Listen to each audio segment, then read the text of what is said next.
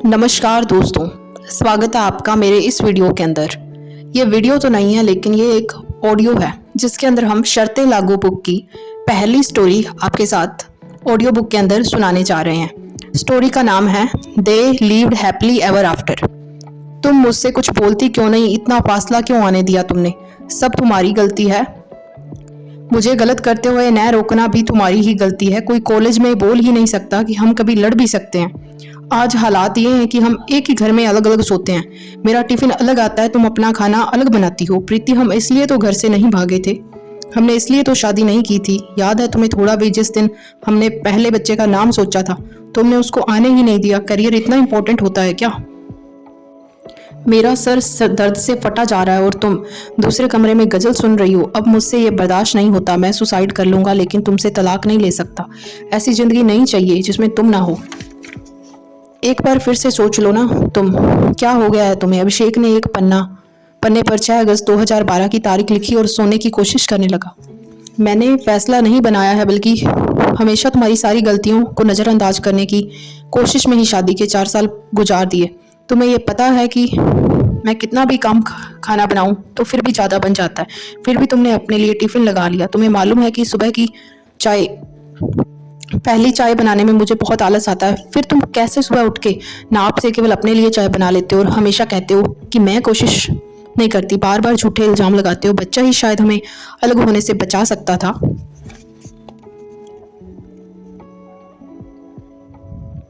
जैसे ही मैं माँ बनी तो तुम क्यों ये बोलने लगे कि बाप बनने के लिए तुम अभी तैयार नहीं हो? वो हमारा बच्चा था अभिषेक। कितना आसानी से तुमने बोल दिया अभी तुम बाप नहीं बन सकते। तुमने चाहे जितना भी बुरा किया हो, लेकिन पता नहीं क्यों मैं तुम्हारे बिना एक भी दिन जिंदगी का नहीं सोच सकती और इसका जिम्मेदार तुम हो। इसलिए मैंने फैसला किया है, मैं सुसाइड करने जा रही हूँ। शायद मेरे बाद तुम समझ पाओ, जिस लड़की ने तुम्हारे लिए अपना घर छोड़ दिया वो तुम्हारा थोड़ा सा प्यार तो डिजर्व करती थी। मैं जा रही हूँ और मुझसे दूसरी दुनिया में कभी मत मिलना। लव यू अभिषेक।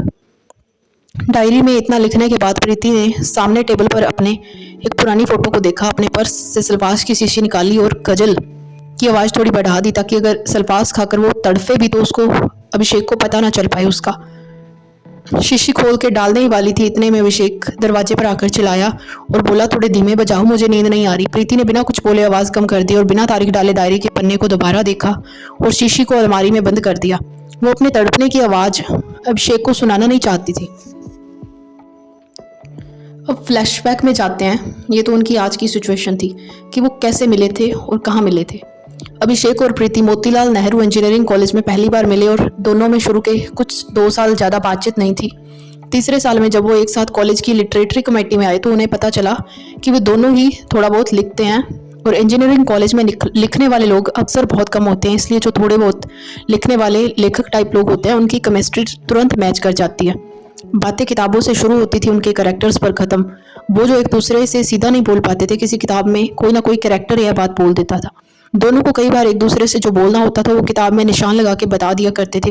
हालांकि प्रीति को किताब में पेन से निशान लगाना बिल्कुल पसंद नहीं था और अभिषेक ने पेंसिल से लिखना कब छोड़ दिया प्रीति इस बात से बहुत नाराज़ होती थी।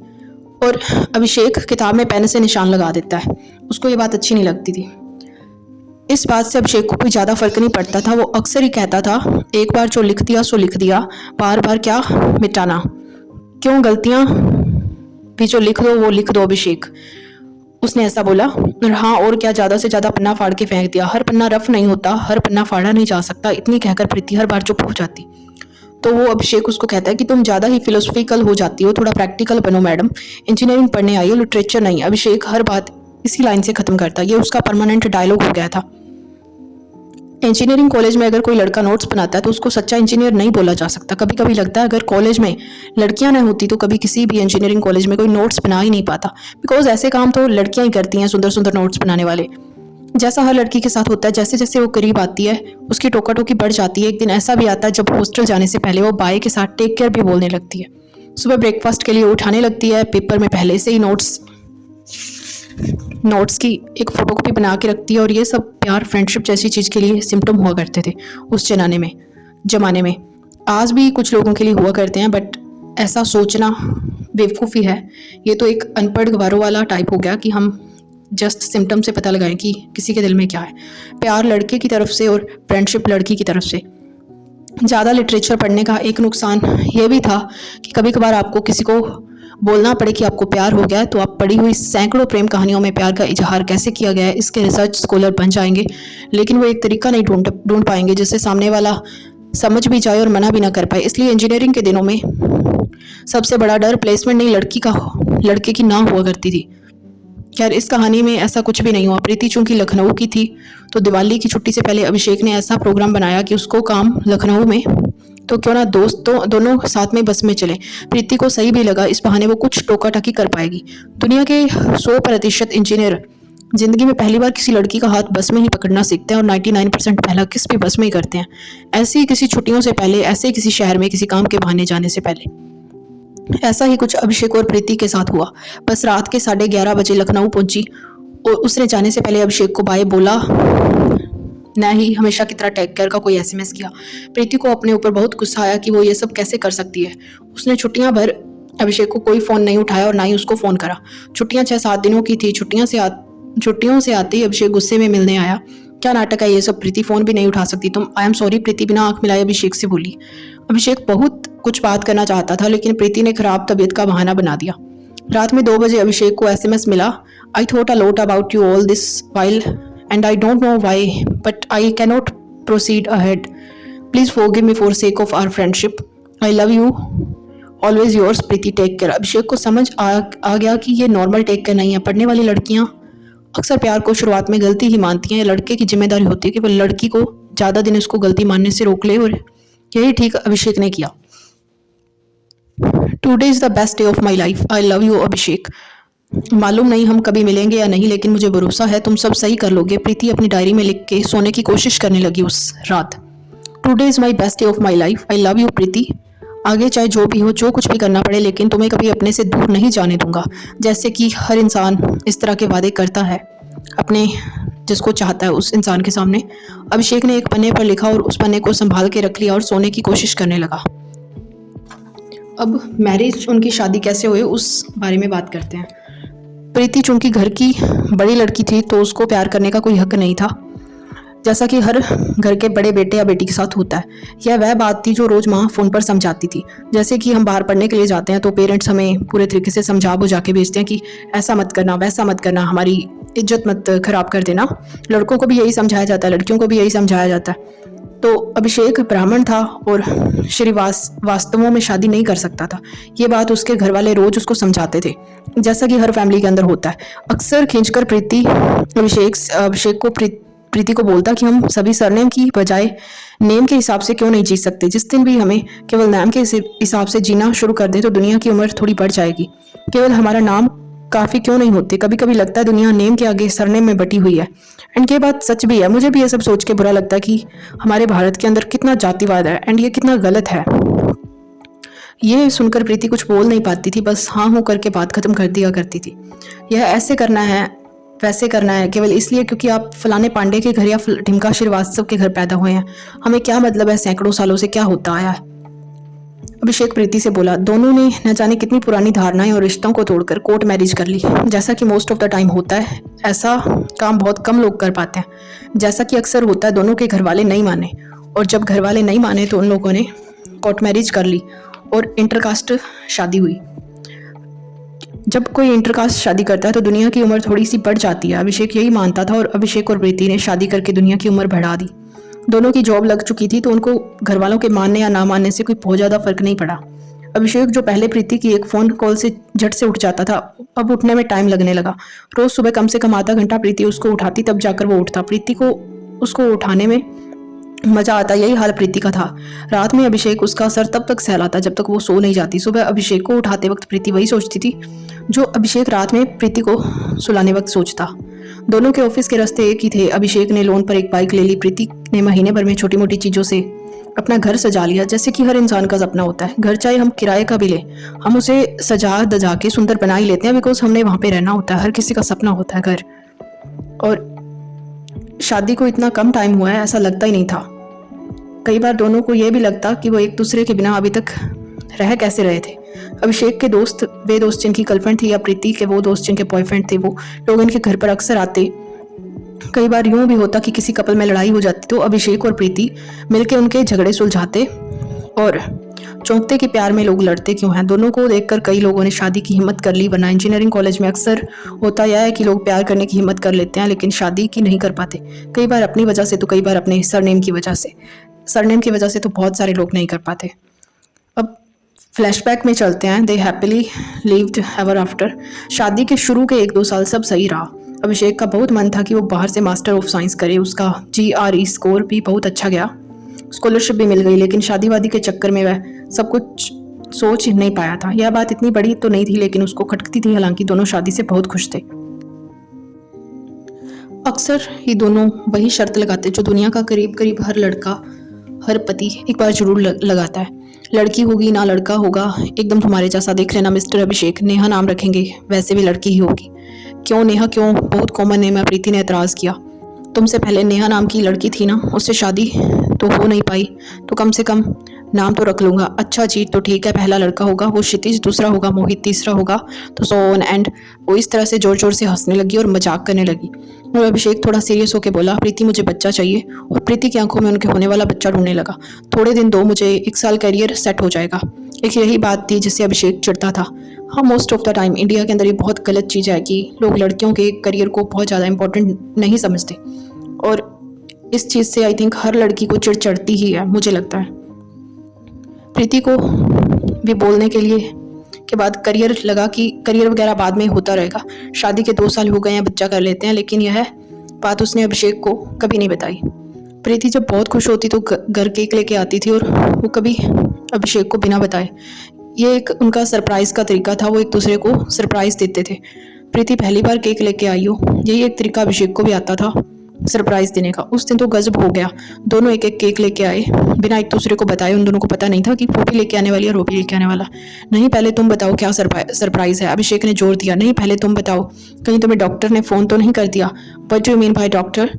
क्या तुम्हें कोई पापा नहीं बुलाता ना? तो बस आगे ऐसा नहीं होगा, तुम्हें पापा बोलने वाला बच्चा आने वाला है, आदत टाल लो। इतना कहकर प्रीति अभिषेक के साथ गले लग गई और उसके साथ लिपट गई। जैसा कि मोस्ट ऑफ द टाइम होता है, जब हम इमोशनल हो जाते हैं तो हम अपने किसी ना किसी चाहने वाले के गले लग जाते हैं। और बाहर बरसात का पानी कुछ दोनों की आंखों में आ गया और दोनों की आंखों से आंसू आ गए, बिकॉज वो इमोशनल थे। मैं तो भूल ही गई तुम केक क्यों लेके आए थे। मैं कुछ नहीं, ऐसे ही यार, बहुत दिन हो गए। अभिषेक तुम कुछ भी छुपा नहीं पाते, फिर कोशिश क्यों करते हो? चलो बताओ। वो बताता है कि उसका MIT के 1 ईयर प्रोग्राम के अंदर सिलेक्शन हो गया है, पूरा बैच में वो सबसे कम उम्र का है। तो वो उसको कंग्रेचुलेशंस बोलती है कि तुम्हें मुबारक हो अभिषेक, तुम्हें बताया नहीं, फॉर्म कब भरा? मुझे लगा था अभी 1 साल तुम भी अपनी जॉब सेट कर रही हो, इतने में मैं ये कोर्स खत्म कर लेता हूँ। कॉलेज से ही मेरा सपना था MIT, लेकिन अब कैसे तुम्हें छोड़ के जा पाऊंगा? तुम्हें पहले क्यों नहीं बताया? अभिषेक ने बात जारी रखते हुए कहा। मैंने उस दिन बोलने के बाद सोचा, तुम्हारा इतना मन है हमारे बच्चे के लिए तो करियर वगैरह तो बनता रहेगा, क्या पता बच्चे के बहाने ही सही हमारे पेरेंट्स फिर हमें मिल जाएं। तो इतनी बात प्रीति ने बोली उससे। इतना बोल के प्रीति रोने लगी और अभिषेक उसको गले लगा लिया अभिषेक ने। अगले दिन अभिषेक ने पूरे 3 साल बाद अपनी माँ को फ़ोन करा और बच्चे के बारे में बताया। तो उसकी माँ खुश हुई और बातें करने लगी कि बहू कैसी है, उसका ख्याल रखना, ये वो। उसकी माँ ने तमाम बातें करी और उसको बताया कि कौन सा काम करना है, कौन सा नहीं करना। वो फ़ोन रखने से पहले बोलने लगी कि बहू का ख्याल रखने के लिए तुम मुझे आकर ले जाओ। ऐसा लगा ही नहीं उनसे बात करके कि इन्होंने इतने सालों बाद बात करी, और इसलिए दोनों परिवार बहुत खुश थे।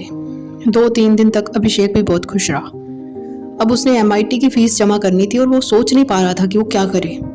अगर वो नहीं रहेगा तो उस बच्चे का ख्याल कौन रखेगा, और अगर वो जाता है तो उसके सपने का क्या, जो उसने सालों से देखा था, और वो सपना आज भी उसे सोने नहीं देता और बेचैन करता है। और इसी बेचैनी में उसने घर आके प्रीति से कहा कि प्रीति, पता नहीं मैं तुमसे ये सब कैसे कह पाऊंगा। क्या हुआ बोलो प्रीति, प्लीज़ मुझे गलत मत समझना, लेकिन क्या हम बच्चा बाद में प्लान कर सकते हैं? और ये बात असल में थी बहुत हर्ट करने वाली। उसे ऐसा आई थिंक नहीं बोलना चाहिए था, वो भी बच्चे का बाप हो के। इवन वो पहले बोल चुका था कि हमें बच्चा चाहिए, फिर भी वो ऐसा बोल रहा था। तो आगे से प्रीति कहती है कि क्या मतलब, मैं समझी नहीं।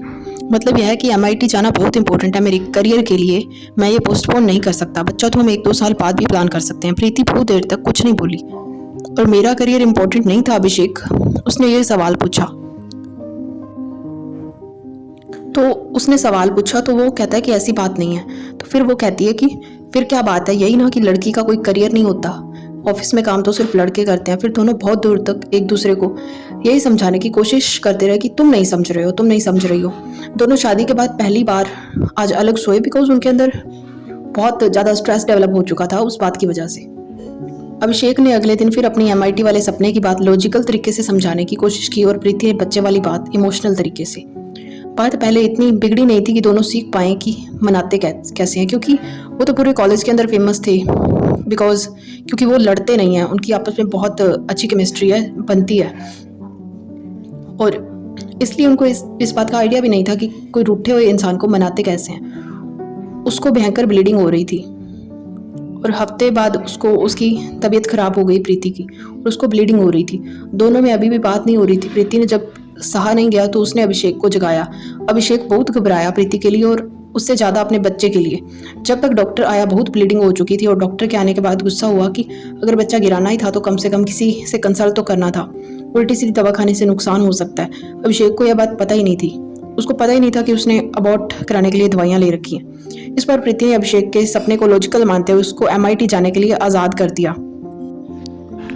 अभिषेक का सर दर्द से फट रहा था। घर आते ही किससे पूछ के दवाई खाई तुमने, और बताया भी नहीं वो हमारा बच्चा था, तुमने अकेले कैसे फैसला कर लिया। वो इस तरह से उस पर चिल्लाता है, तुम्हारे लिए किया मैंने ये सब, तुम जाओ अब बनाओ अपना करियर, जाओ हट जाओ। तुमने बताया क्यों नहीं प्रीति? अभिषेक इतनी जोर से कभी नहीं चिल्लाया था, क्या बताती कि मैं बच्चा मारने चाह रही हूँ। इतना कहकर प्रीति रोने लगी। मैंने लास्ट वीक ही अपना एडमिशन कैंसिल कर दिया। फिर प्रीति बहुत देर तक पता नहीं क्या बोलती रही और अभिषेक बहुत देर तक रोता रहा। Flashback divorce. अभिषेक बिना प्रीति को बर्दाश्त नहीं कर रहा था। वो तो उसने दारू पी है ना अभिषेक ने। दोनों अब ऑफिस से अलग अलग आने लगे थे। जब पति पत्नी कम लड़ते हैं तो उनका एक नुकसान ये भी होता है कि वो एक दूसरे को मनाना माफ़ करना वो नहीं सीख पाते। कुछ ऐसा ही हुआ इन दोनों के साथ। किसी को यकीन भी नहीं आता था कि अभिषेक और प्रीति भी कभी एक दूसरे से अलग रहने का सोच सकते हैं। और डाइवोर्स केस में कुछ था ही नहीं। जिस अभिषेक को प्रीति प्यार करती थी वो बच्चे के साथ ही मर गया था, और जिस प्रीति को अभिषेक प्यार करता था उसने अभिषेक के बच्चे की जान ले ली। ऐसा नहीं था कि प्रीति और अभिषेक ने कभी कोशिश नहीं की सब सही करने की, लेकिन कभी कभी बड़ी चीज़ें समझने के चक्कर में छोटी चीज़ें रह जाती हैं।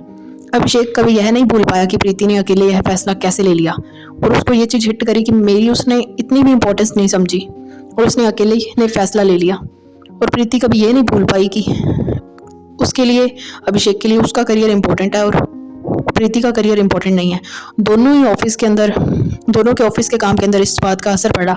जो अभिषेक कभी किसी पर चिल्लाता नहीं था वो ऑफिस के अंदर अपने जूनियर्स पर चिल्लाने लगा हर गलती पर, और पूरा ऑफिस इकट्ठा हो जाता था।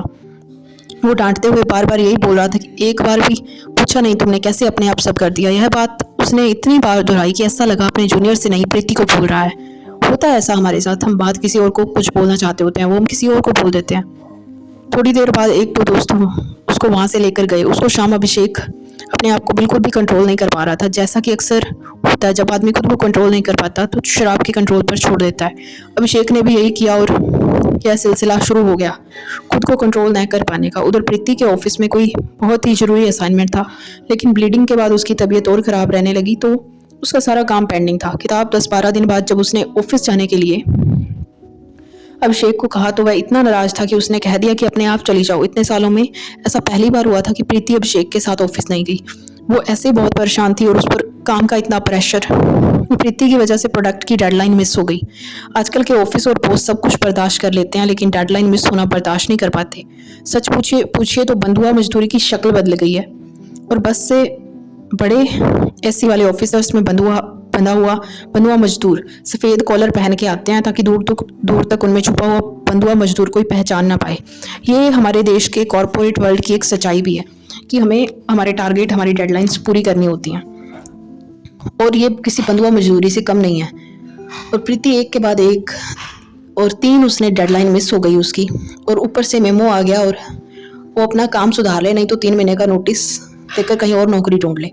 यह बात घर आकर प्रीति अभिषेक को बताना चाहती थी, उसके साथ बैठकर रोना चाहती थी, लेकिन उस दिन तो फिर अभिषेक इतना पीकर आया कि वो कुछ सुनने की हालत में नहीं था। वो खुद ही नहीं संभल पा रहा था। दोनों में बात करीब करीब बंद हो चुकी थी। कौन बात शुरू करे यह फैसला दोनों ने एक दूसरे पर छोड़ दिया था। जैसा कि हम किसी के साथ नाराज होते हैं तो हम सोचते हैं कि पहले वो बात करेगा, हम बात नहीं करेंगे पहले, एज इट इज़। और डिवोर्स की नौबत कब आ गई उनको कुछ पता ही नहीं चला। बस दोनों एक दूसरे को झेल नहीं पा रहे थे और उनका केस चलने लगा। और वो जो तारीखें अपनी डायरियों में डाला करते थे वही तारीखें अब फैमिली कोर्ट में दर्ज करने लगे।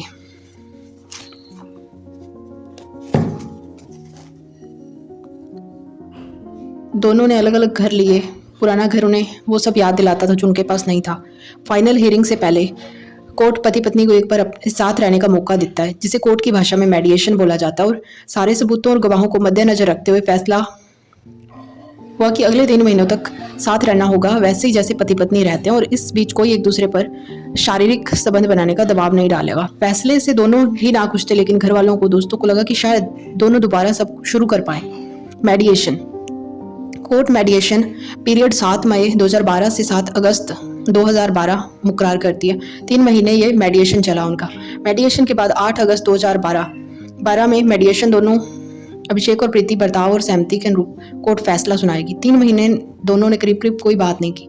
प्रीति ने दोबारा डायरी लिखना शुरू कर दिया और अभिषेक भी हमेशा पन्नों पे कुछ ना कुछ लिख के सोने जाता, क्योंकि वो लोग एक दूसरे के इस राइटिंग वाले टैलेंट की वजह से एक दूसरे को उनकी केमिस्ट्री बनी थी। तो वो लिखते थे तो पहले थे, थोड़ा बहुत लिखते थे। थोड़ा बहुत राइटर तो आई थिंक सबके अंदर होता है। मेरा सर दर्द से फटा जा रहा है और तुम कमरे में गज़ल सुन रही हो।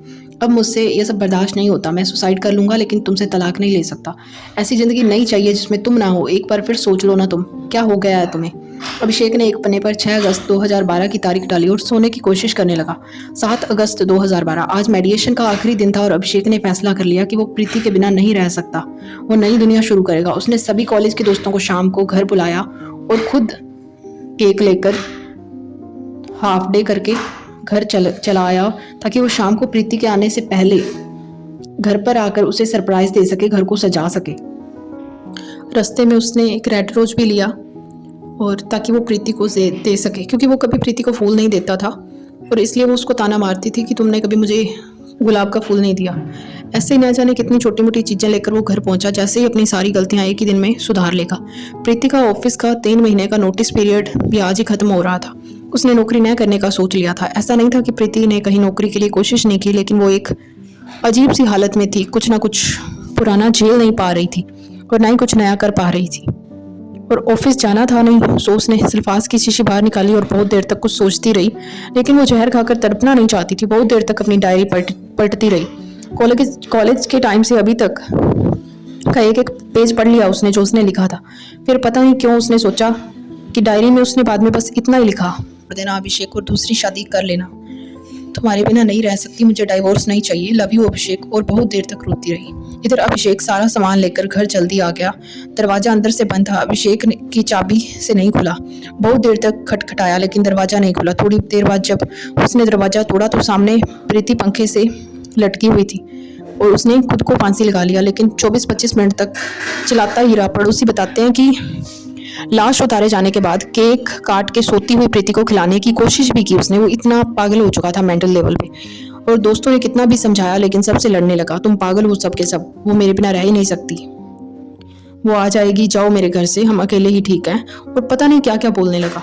खैर जब पुलिस आई तो उन्हें प्रीति की डायरी जब्त कर ली, जिसके आखिरी पेज में लिखा था, मैंने फैसला नहीं बनाया है, बल्कि हमेशा तुम्हारी सारी गलतियों को नज़रअंदाज करने की कोशिश में ही शादी के 4 साल गुजार दिए।